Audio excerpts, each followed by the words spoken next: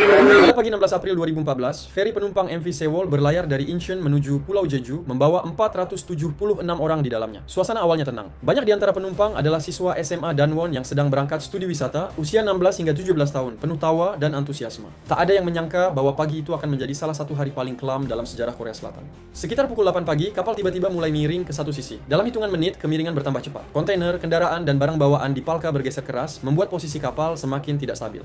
Di dalam kapal, kepanikan pelan-pelan tumbuh. Namun anjuran yang disampaikan lewat pengeras suara justru jangan bergerak, tetap di tempat Anda.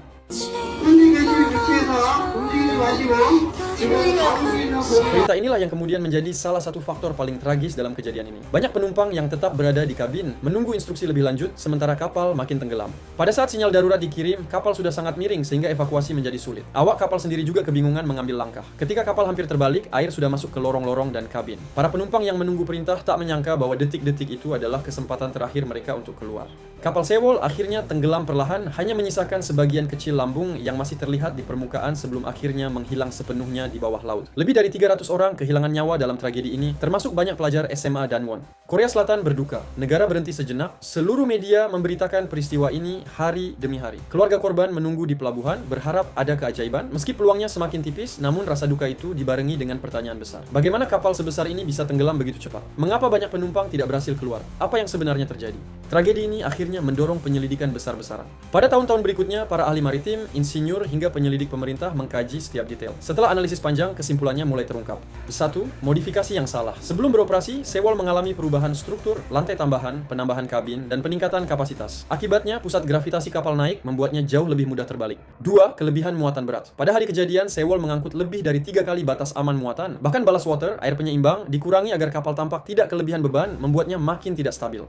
Perubahan mendadak di laut, kapal melakukan belokan tajam pada saat kecepatan tinggi. Dengan kondisi muatan yang tidak aman dan struktur yang telah berubah, manuver itu membuat kapal kehilangan keseimbangan dan langsung miring. 4. Kesalahan penanganan evakuasi. Instruksi tetap di tempat. Menjadi salah satu faktor terbesar yang menyebabkan banyak korban tak sempat melarikan diri. Semua faktor ini saling melengkapi menjadi satu kesimpulan pahit. Tragedi Sewol bukan kecelakaan tunggal, tetapi akumulasi panjang dari kelalaian. Setelah 3 tahun berada di dasar laut, pemerintah memutuskan untuk mengangkat bangkai kapal Sewol demi menyelidiki lebih lanjut dan mencari korban yang belum ditemukan. Operasi pengangkatan ini menjadi salah satu yang paling rumit dan emosional dalam sejarah Korea Selatan. Perusahaan penyelamatan dari Tiongkok, Shanghai Salvage, turun tangan dengan ratusan ahli dan alat berat hidrolik. Pada tahun 2017, akhirnya kapal Sewol muncul kembali ke permukaan. Banyak keluarga korban menangis menyaksikannya karena kapal itu bukan sekadar bangkai, melainkan simbol duka yang belum tuntas. Setelah kapal dibawa ke darat dan dianalisis langsung, temuan ilmiah menguatkan hasil investigasi sebelumnya. Struktur kapal telah dimodifikasi secara tidak aman. Kapal kelebihan muatan ekstrem, ballast water dikurangi demi keuntungan. Manuver tajam mempercepat ketidakstabilan. Dan yang paling menyakitkan, banyak korban mungkin bisa selamat jika proses evakuasi dilakukan lebih cepat dan tepat. Kebenaran ini menjadi pelajaran keras tentang pentingnya keselamatan, tanggung jawab, dan pengawasan yang ketat di industri transportasi.